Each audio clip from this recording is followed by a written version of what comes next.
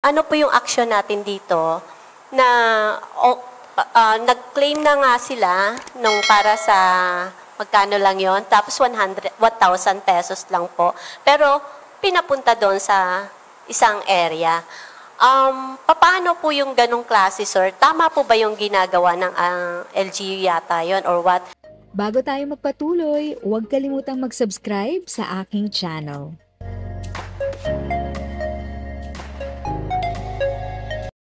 Thank you sa pag-click ng aking video. Good day po sa lahat ng mga nanonood. Sa mga bagong viewers at napadaan lang, by the way, I'm Tita Eda. Welcome to my channel.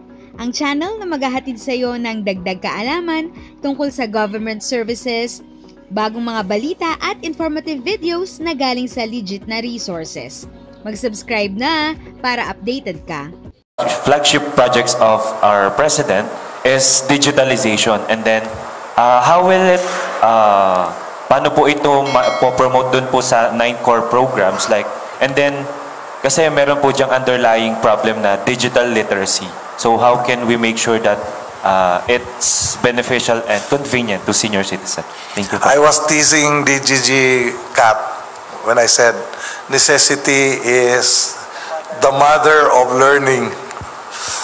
Alam nyo, when we heard President BBM saying digitalization, we immediately folded our sleeves and say, high time, online registration.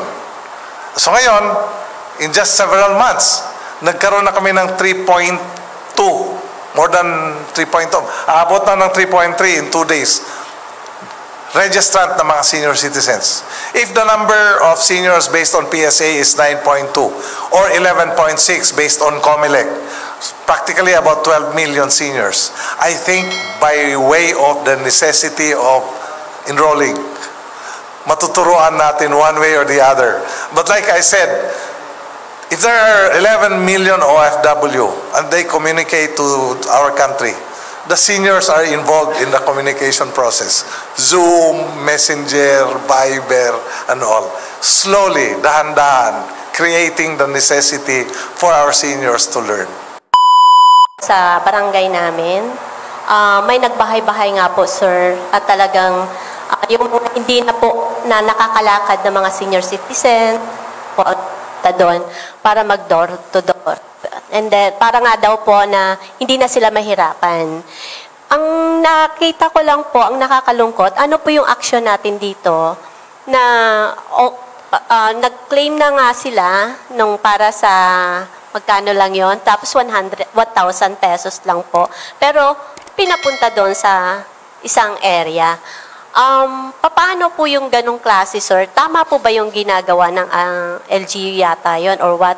And ano po yung maitutulong natin para sa ganitong sitwasyon na maganda naman sa simula, pero pag andyan na po yung pagbibigayan, pahirapan pa din po pala sa ating mga senior citizen. And tama din po yun, sir, marami pong mga senior citizen na ang uhusay nila and dapat nga magamit po natin sila.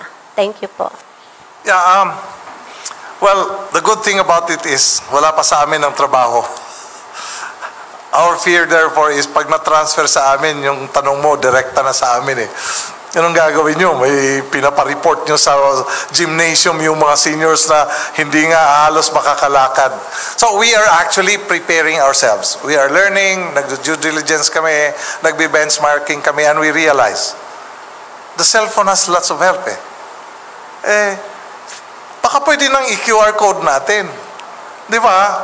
Or pwede nang, you know, may mga yung geographically isolated areas where ang bangko ay nasa 40 kilometers from their place, but may mga last mile doon, may GCash, Lulier, Palawan, etc. So we can actually bridge the divide. And like the question on the digital divide, we are also challenged kasi gusto rin namin malaman quick and fast.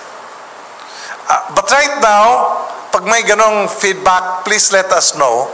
We can call the attention of the LGU And of course, if we have to name names like si senior citizen hindi makakalakad, we actually provided an implementing rule provision which says that kung hindi makakalakad si senior citizen, all the senior citizen has to do is to write an authority endorsed by the barangay official na talagang hindi makakalakad, and then claim it through a trusted member of the family or a trusted neighbor. Yun, kailangan lang na may documentation para protected naman ang ating gobyerno at ang lahat na nagdi-distribute. So we are going into that alternative way as well. Nasa IRR po ng 11916. Yung pondo po ba natin ay sapat para dito po sa ating mga senior citizen dahil mahalaga pa rin po sila? And sino-sino po ang dapat dating kapartner sa ahensya ng gobyerno or sa private sector? Ang DOST po ba pwede din sila para doon sa high-tech na pamamaraan? Thank you po. The name of the song is Never Enough. This government always complains na kulang ang budget, etc. But then again, within our level best, ginagawa natin yung lahat na pwedeng makakaya. And like you were saying, DOST is a good partner. Right now, DOLE has provided 26.4 million para sa senior citizens ng NCR na may innovative skills. So, I met with some group of NCR senior citizens na gumagawa ng bids, DDG Cat, gumagawa ng bids.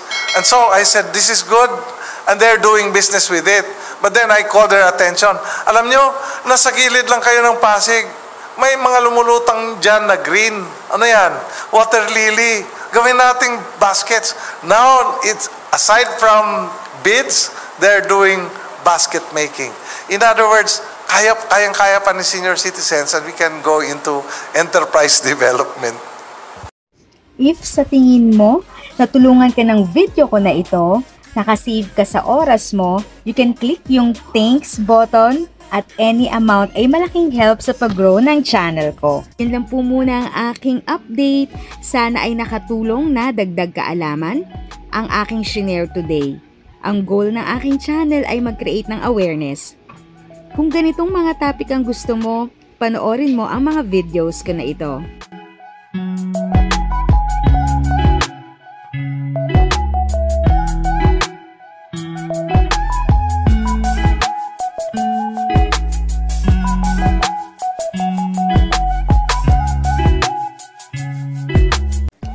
Thanks for watching! Kung may kapamilya, kaibigan o kakilala sa tingin mo ay magiging interesado sa video, please share or tag sila sa comment section. At syempre, if nagustuhan mo ang video, i-like mo na ito at subscribe ka na din. As always, feel free to write your questions, comments, and opinions respectfully. And continue to be a blessing and stay safe!